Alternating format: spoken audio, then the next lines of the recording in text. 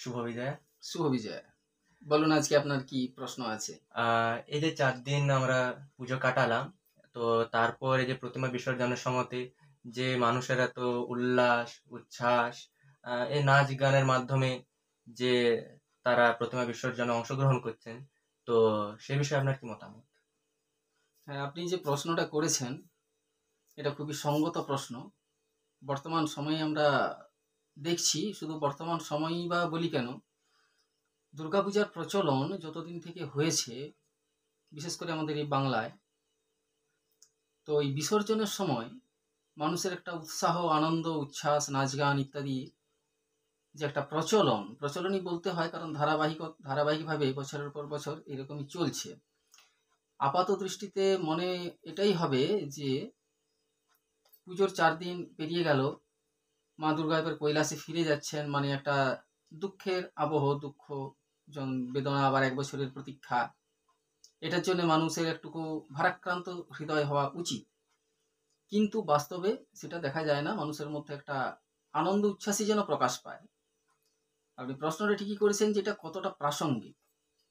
দেখুন, এই বিষয়ে বলতে গেলে আমরা এটা 3টে দৃষ্টিকোণ থেকে বিষয়টাকে আমরা আলোচনা করতে পারি। প্রথম কথা হচ্ছে, যদি শাস্ত্রীয় বিধান যদি আমরা দেখি যে শাস্ত্র কি বলছে, সেখানে কিন্তু স্পষ্টভাবেই বলা আছে। দেখবেন আরো বিভিন্ন, আপনি শাস্ত্র গ্রন্থগুলো যদি অধ্যয়ন করেন বা বর্তমান সোশ্যাল মিডিয়ার কল্যাণে বিভিন্ন চ্যানেলগুলোতেও যেখানে ধর্মীয় আলোচনা হয়, সেখানেও এই বিষয়টা অনেক পণ্ডিত ব্যক্তিরা উল্লেখ করছেন যে বিসর্জনের সময় বিধি রয়েছে যে হাসি, গান, আনন্দ, নৃত্য ইত্যাদি সহকারে দেবীর নিরঞ্জন করতে হবে।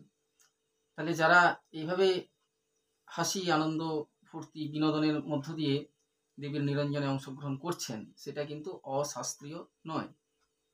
এটা গেল একটা দিক। দ্বিতীয় ব্যাপারটা হচ্ছে যে এই যে প্রতিমা নিরঞ্জন, যাকে আমরা প্রচলিত কথায় বিসর্জন বলি, এই পুরো ব্যাপারটা যখন প্রতিমা তৈরি হচ্ছে, তারপর রং দেওয়া হচ্ছে, সাজানো হচ্ছে, পূজা হচ্ছে, তারপর বিসর্জন, এটা পুরোটাই নির্দেশ করছে একটা লাইফ সার্কেলকে, জন্ম এবং মৃত্যু। প্রতিমা তৈরি হলো, আবার তাকে বিসর্জন দিয়ে দেওয়া হলো, মানে মৃত্যু, আবার পরের বছর আবার নতুন করে প্রতিমা তৈরি হবে। তো এই জন্ম মৃত্যুর যে শৃঙ্খল, এটাকে যিনি মানে শুধু মুখস্থ না, হৃদয় দিয়ে যিনি, মন দিয়ে যিনি উপলব্ধি করেছেন, তিনি জন্ম বা মৃত্যু কোনোটাতেই বিচলিত হন না। শ্রীমদ্ ভগবদ গীতাতেও এই কথা বলা হয়েছে। মৃত্যুতেও তিনি বিচলিত হবেন না, আনন্দতেও তিনি হবেন না। সেই দৃষ্টিকোণ থেকে যদি আমরা দেখি, তাহলে উৎসব যেমন আনন্দের, তেমনি প্রতিমা নিরঞ্জনটাও আর একটা নতুন আনন্দ 1 বছর পরে আসছে, সেই আশাতে এটাও একটা আনন্দের। কারণ রবীন্দ্রনাথ বলছেন যে মৃত্যু অহরহ জীবনকে নবীন করিতেছে।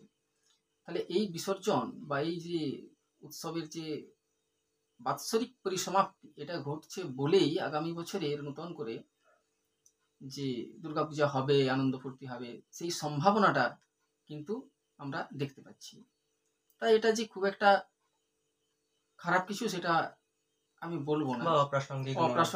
অপ্রাসঙ্গিক নয়, কারণ ওই যে প্রথমেই বললাম যে শাস্ত্রীয় বিধানও রয়েছে।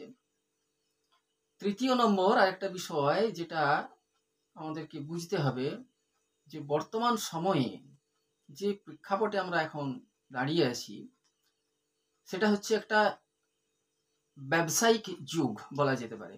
প্রতিটা বিষয়, প্রতিটা লৌকিকতা, প্রতিটা ধর্মীয় আচরণ, সবের পিছনে কিন্তু কাজ করছে একটা ব্যবসা বা একটা বাণিজ্য।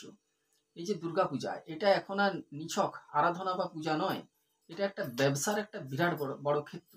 এই দুর্গাপূজাকে সামনে রেখে পোশাক ব্যবসায়ী বলুন, কসমেটিক্স বলুন, কোটি কোটি টাকার বাণিজ্য চলে, কোটি কোটি টাকার বাণিজ্য চলে।